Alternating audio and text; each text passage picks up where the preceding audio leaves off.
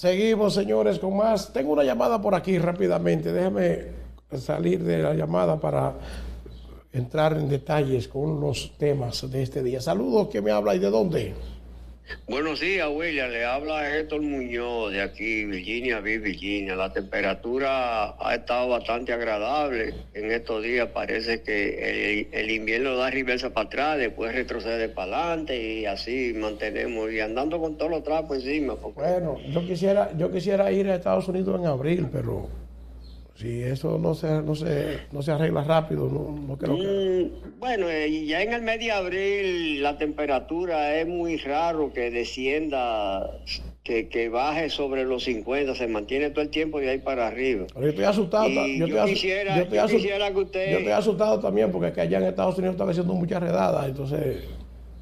No creo, no, ya en el mes de abril eso es una cosa muy difícil que no es que no ha ocurrido, pero muy raro que yo quisiera, porque nosotros vamos a celebrar el 24 de abril en el local del PR, vamos a hacer un acto ahí del PRM en el 1880 de Carter.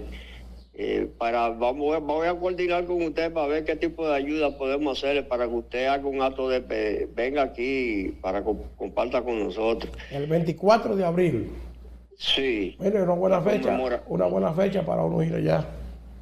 Sí, para celebrarla, nos vamos a celebrar la conmemoración del 60 aniversario y vamos a hacer una serie de puntuaciones y reconocimiento a algunos excombatientes constitucionalistas que ya están en un estado de salud muy deplorable. Sí, usted sabe que una de las cosas que me preocupa de este país es que mucha gente se va a llevar la historia a la tumba. Que mucha gente se va a ir con la historia a la tumba, no van a contar lo que vivieron. Y esto es preocupante. Yo lo digo porque cuando tengo la oportunidad de sentarme a hablar con uno de los excombatientes que estuvo en los frentes de batalla, porque hay mucha gente que dice, no, que yo estaba, pero ¿estaba dónde? Ahora, de los que estuvieron en los frentes de batalla, que le hacen la historia y que le cuentan a uno por qué se originaron los hechos. Es interesantísimo conocer de primera mano esos testimonios. Bueno, como lo dio Héctor Muñoz recientemente aquí, de lo que pasó en el Hotel Matún en Santiago, de esas batallas históricas del país. Es bueno uno tener de primera mano esos detalles, pero hay mucha gente que participó en todo esto y no le gusta ni hablar y se van a llevar todo eso a la tumba. Hay gente que le da brega hablar. Previo a la entrada del mes que entra ahora en abril, a partir del día 1, yo le voy a hacer algunas puntualizaciones, causas, orígenes y detalles de esa rebelión. Porque hay mucha gente que desconocen por qué se originó ese movimiento y quiénes fueron los cabezas para hacer. Es decir, que yo tuve una participación desde su inicio hasta que nos desterraron a nosotros del país, hasta el 20 de enero del 1966. Narración desde el 1962. Ya cuando el profesor Juan Bosch y Gabuno ganó las elecciones, ya nosotros había un equipo tanto de hombres militares y asimilados, encabezado por el coronel Rafael Tomás Fernández Domínguez, que fue el ideólogo de esa revuelta armada, mi tío, es decir, hermano de mi padre. Yo soy nieto del general Lubino Fernández y mi abuelo es general Lubino Fernández y mi papá fue el hijo número 28. A pesar que lamentablemente no lleve el apellido Fernández por algunas razones obvias de que mi abuela paterna, cuando nació mi padre, nació Rafael Tomás Fernández Domínguez, y esos viejos de antes eran roca izquierda, cuando decían que no, miren, ni que usted lo matara a Pablo, daban reversa para atrás, cuando tomaban una decisión. Bueno. Pero sí, mi abuelo, el general Rubino Fernández, reconoció a mi padre y en la memoria del libro que escribió Milo Fernández, está expreso por puño y letra de mi abuelo, el general Urbino Fernández, reconociendo a mi padre, a René Muñoz, el hijo número 28. Él tuvo 28 hijos con 13 mujeres. Ese era un estilo del tiempo antes. Sí, sí, sí. Héctor, hay un no terminé con la desclasificación de los documentos de la gestión de Kennedy. Y precisamente un no terminé en República Dominicana, porque aquí hay mucha gente que estaban en un pedestal allá arriba y que estas revelaciones de esos documentos están haciendo caer muchos santos, porque están diciéndole al mundo la realidad de quienes eran, porque hay gente que no sirve y se engancha a cualquier gesta importante y se va por ahí y cree que va a borrar todo, absolutamente todo.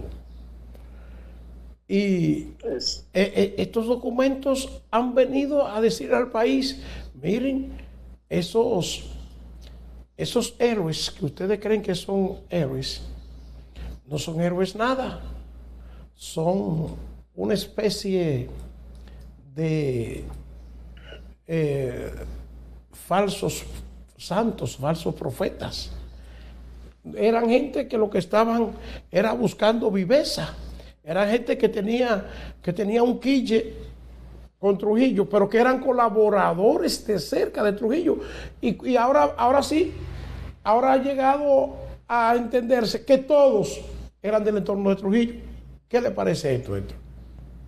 Fíjense, el único que tiene la hoja un poquito menos turbia es Teniente Amado García Guerrero. Que era el único que estaba claro y estaba ahí porque era militar.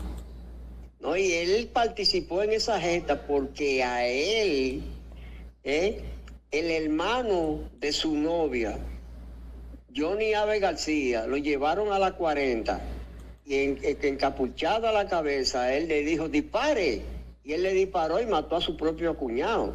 Sí. Y entonces cuando le quitaron la capucha de la cabeza, se dio cuenta que era su cuñado. Y ahí fue que él engendró el genocidio y participó en esa gesta. El único de ellos que tiene unas hojas limpias se llama Amado García Guerrero, a pesar de que lo obligaron a él a ejecutar a su cuñado con la cabeza tapada. Después todo lo demás, William. Mire, por eso yo, Héctor Muñoz Mejía, me he cuidado toda mi vida. A mí me pueden hacer un background desde que yo nací hasta el momento actual. Y a mí no me van a encontrar única y exclusivamente que soy una persona que he tenido un comportamiento ante la sociedad intachable. Nunca en mi vida yo he cometido un acto de que yo tenga que abajar mi cabeza por cualquier cosa incorrecta que yo haya hecho. Pero fíjese que es tan loable que usted tiene los 5 dedos de la mano y usted se los mira y no son iguales. Algo ha cometido uno, pero cosas sencillas, ¿usted entiende? El único defecto que yo tengo como ser humano, William, es que a mí nadie me pisotea y trata de meterme a mí en su boca o en un bolsillo. Ahí yo soy una fiera, ahí puedo ser un animal. Porque usted sabe que nosotros los seres humanos, cuando perdemos el control de nuestra estabilidad emocional, nos convertimos en una fiera, en un animal. Héctor, pero retomando el tema, aparecieron los de la Fundación Héroes el 30 de mayo defendiendo el honor de esos ajusticiadores de Trujillo. Fíjese, es algo, el presidente que más mal ha sido aquí de Estados Unidos fue John Fitzgerald Kennedy, que ocultó todas esas atrocidades que cometieron el imperio norteamericano, pero él fue el principal El presidente más de facto que ha habido aquí fue John Figuera Kennedy, para que usted lo sepa. Con esa desclasificación de documentos. No, pero, y van a seguir saliendo cosas. Sí, dicen los miembros de esta fundación que estos son testimonios que se basan en investigadores, pero tratando de descalificar, óigame esto, tratando de descalificar la investigación o las revelaciones que ha hecho Estados Unidos. Porque es muy fácil cuando habla un dominicano decir, no, eso es mentira de fulano, pero decirle mentira a Estados Unidos, a un informe que le prepara la agencia de inteligencia al presidente de Estados Unidos en ese tiempo. Mire, para usted decir que lo que están diciendo ahí no es así, es duro, muy, muy duro. Pero Héctor, es que esto cambia la historia. Es que cambia la historia. Es que desde que yo estaba en primaria nos enseñaron que esos eran unos héroes, que esos eran unos libertadores de este pueblo que acabaron con un tirano, pero nunca se nos dijo que ellos eran parte de ese régimen. Pero fíjese, en la muerte de las hermanas Mirabal, segundo Inbel Barrera y Inbel Barrera, los dos estuvieron en el lugar de los hechos en el momento de eso es lo que se afirma, de la muerte de ella. Eso es lo que se afirma, que Inbel Barrera y segundo Inbel Barrera, su hermano, que Inbel Barrera fue el que planificó y ejecutó a las hermanas Mirabal para echarle una vaina a Trujillo. ¿Por qué? Óigame, Héctor, porque escuché una entrevista que le hicieron a Ramfis que explicaba también el por qué, ya yo lo había oído antes. ¿Por qué? Porque Estados Unidos le había dicho a la gente que estaban interesados en salir de Trujillo, que eran de su entorno, le había dicho que ellos no podían intervenir si no era que pasaba algún hecho de renombre, algún hecho que vaya más para allá de la frontera, algún hecho que amerite verdaderamente una intervención. Y es por eso que Inbel Barrera y compañía planifican la ejecución de las hermanas Mirabal.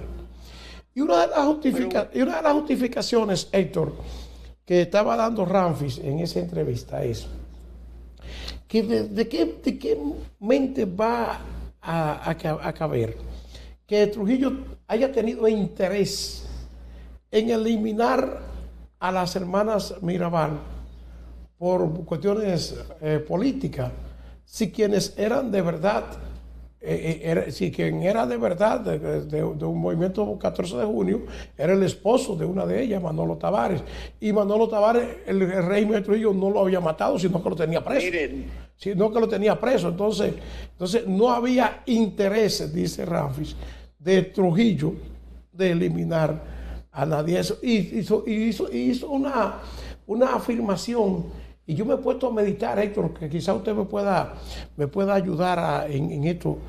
Dice Ramfis que en el régimen de Trujillo no se maltrataban ni se ejecutaban mujeres. Que en toda la historia del régimen de Trujillo no se mató mujeres. ¿Usted había pensado en eso? Bueno, ellos ocurrieron cuando yo no tengo una documentación de que a mí me avale cualquier expresión que tome cualquier ciudadano. A mí no me gusta, sin yo tener base, juicios y conocimiento, está haciendo señalamientos de cosas que sean positivas o sean negativas, porque mire, William, hay algo en la vida. Pero también Héctor, hay que decir que en ese tiempo no era la mujer una figura de primer orden como es ahora. En ese tiempo quienes tenían la iniciativa y quienes hablaban eran los hombres. Las mujeres siempre estaban atrás. Déjeme decirle algo. Yo vi algo positivo de la era de Trujillo, porque yo nací en el 1946. Y obligatoriamente nosotros, todos los dominicanos, después que teníamos ya 14 o 15 años, teníamos que hacer fila en el Partido Dominicano. Todo el dominicano. Por razones obvias que había muchas cosas que uno las desconocía. Fíjese, ¿quién fue que le dio el derecho a la mujer de ejercerle el derecho al voto? No fue la de Trujillo. Fue el general Rafael Leonidas Trujillo Molina. En el 1900, y no me acuerdo si fue en los 48 o 46 por ahí, que participaran en las elecciones, que le dio el derecho al voto. Sí. Y de darle participación en actividades públicas. El único presidente que lo hizo. Y era un dictador. Entonces, las cosas buenas y positivas debemos de saltarlas. Trujillo fue un nacionalista. Y con eso no estoy defendiendo su régimen, porque hay muchas cosas que uno no puede, pero las cosas hay que decirlas como son. Trujillo encontró con el país que lo estaban controlando el ejército norteamericano, que habían tomado las aduanas. Pagó la deuda eterna. ¿Usted entiende? Entregó al país 12 ingenios azucareros y un emporio de empresas estatales y la Corporación Dominicana de Electricidad. Es decir, que tuvo muchas cosas muy positivas y algunas negativas.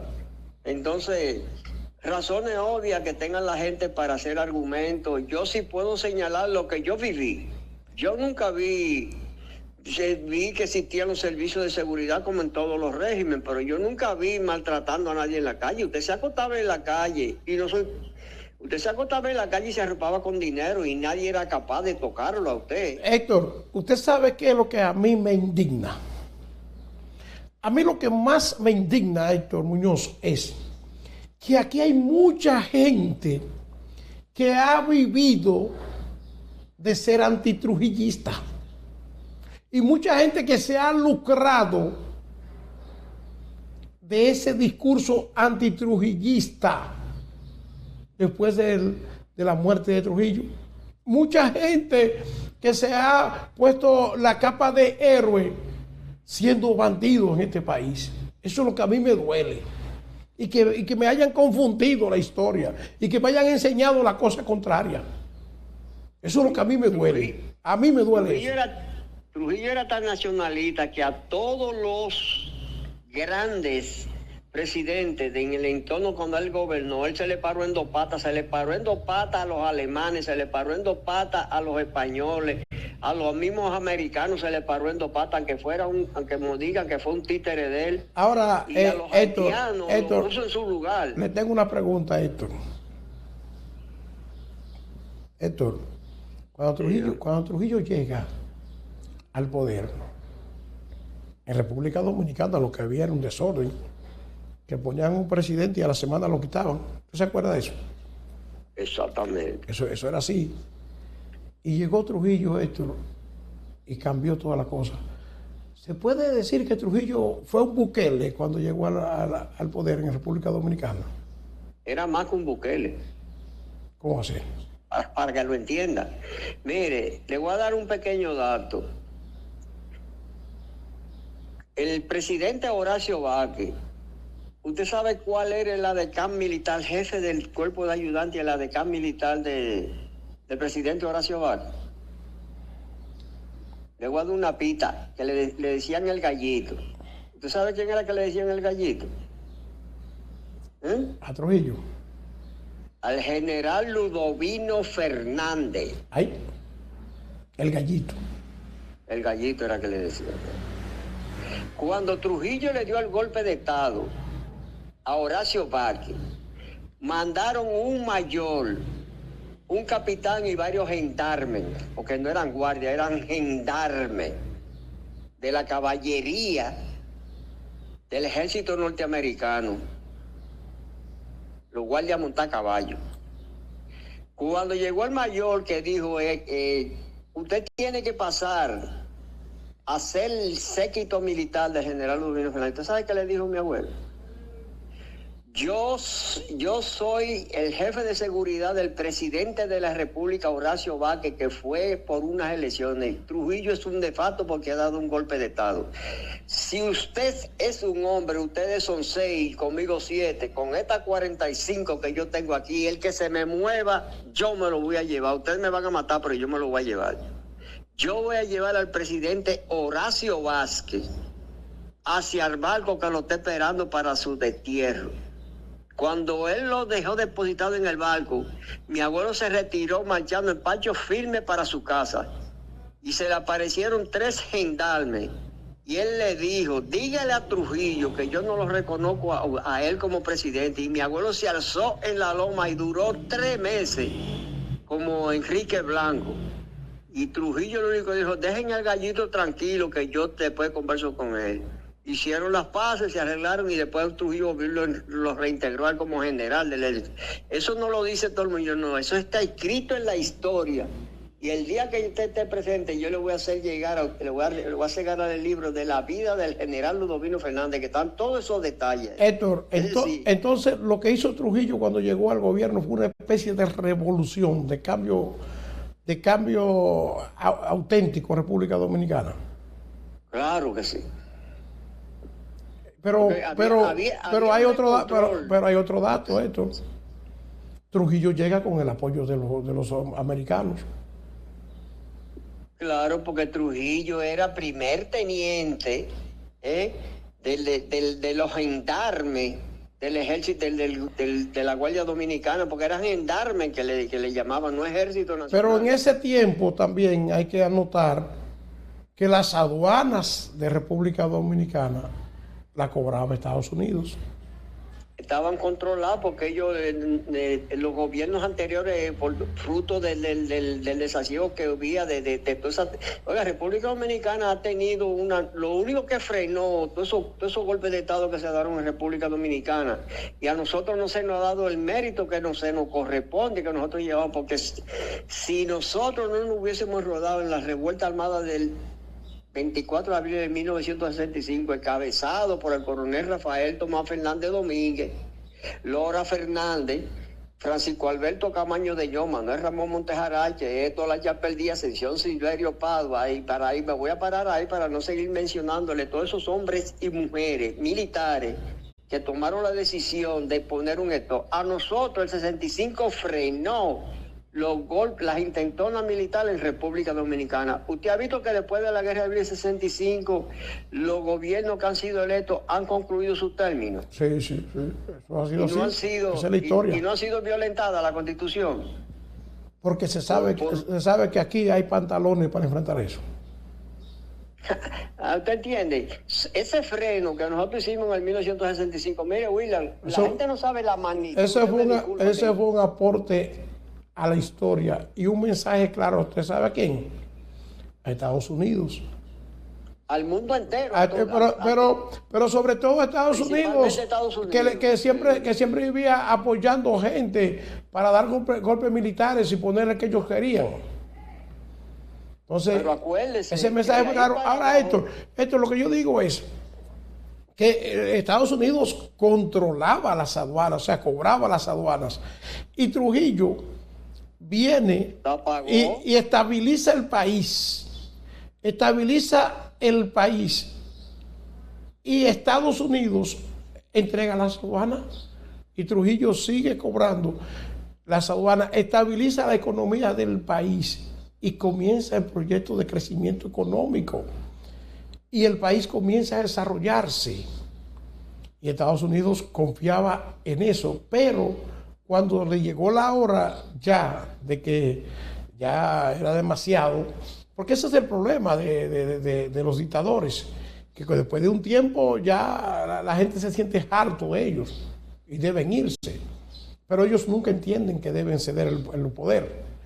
Y Estados Unidos entonces comenzó a orquestar el plan para salir de Trujillo, y eso es lo que están explicando esos documentos desclasificados.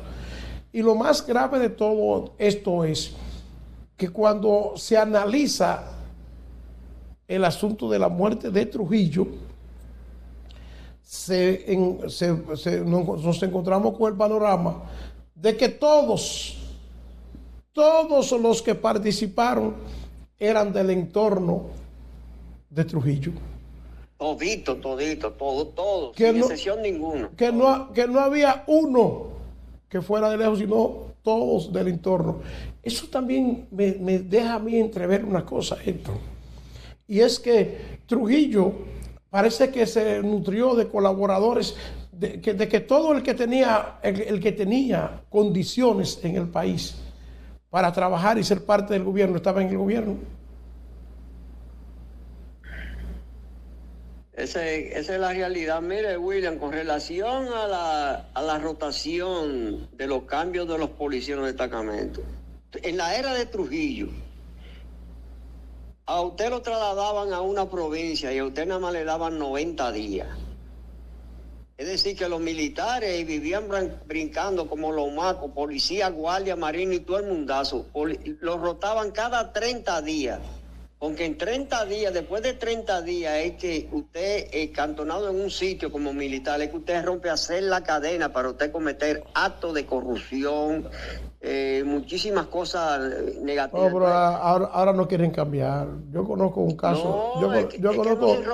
Yo conozco un caso de un oficial que ha hecho un excelente trabajo en un lugar. No voy a decir de qué se trata, ni el rango voy a decir. Y ese oficial ha hecho un excelente trabajo, pero ya lleva 3 años en ese lugar. Ya es momento de que lo roten, de que lo manden a otro sitio. No, porque no lo queremos sacar porque está haciendo un buen trabajo, pero sáquelo y mándelo a otro sitio que haga ese buen trabajo en otro sitio. Porque es que no es posible. Usted cuando deja un policía mucho tiempo en una dotación, ese policía se convierte en amigo de todo el mundo ahí y después no puede ejercer bien su trabajo. Tienen que rotar los policías, hay que sacarlo de los sitios, hay que moverlo, llevarlo a otros lugares, no pueden estar en el mismo sitio. Y los que no sirven, lo que hay que votarlo. Pero mire, William, yo fui asimilado de la Armada Dominicana Marina de Guerra, del Ejército Nacional y la Policía. De esas 3 instituciones, yo fui asimilado. Y a mí me rotaban a cada rato. Cada tiempo me rotaban y yo lo que daba era, yo trabajaba, el trabajo mío era darle mantenimiento y reparaciones a los equipos pesados, porque salía egresado del Instituto Politécnico Loyola, un padre salesiano en San Cristóbal. No, esa era una verdadera universidad, porque tiraba a la gente para la calle preparado para trabajar. Yo entré en el 1956, en 6º curso, en el Instituto Politécnico Loyola interno en San Cristóbal. Sí. Quien me llevó a mí fue el general Ludovino Fernández. Al lado de Loyola estaba lo que le llamaban la Monaga. Sí. ¿Usted conoció la Monaga? La Monaga era la escuela de formación de maestros. Ahí estudié yo, en la escuela Américo Lugo. Entonces, en San Cristóbal yo duré desde el 56 hasta el 61.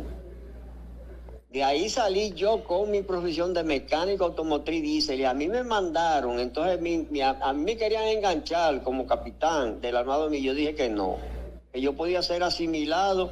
William, ¿y usted sabe cuál era el sueldo mío? Si usted me lo adivina, yo le regalo lo que usted me pide. Algunos 5 pesos. Yo era honorífico con 1 peso mensual. Héctor, muchas gracias, Héctor. Déjeme seguir, que tengo muchos temas y muchas cosas muy importantes su aporte. Muchas gracias, Héctor Muñoz. Ok, pase muy buen día, William. Buen día. Seguimos con más del contenido de este espacio en Noticias.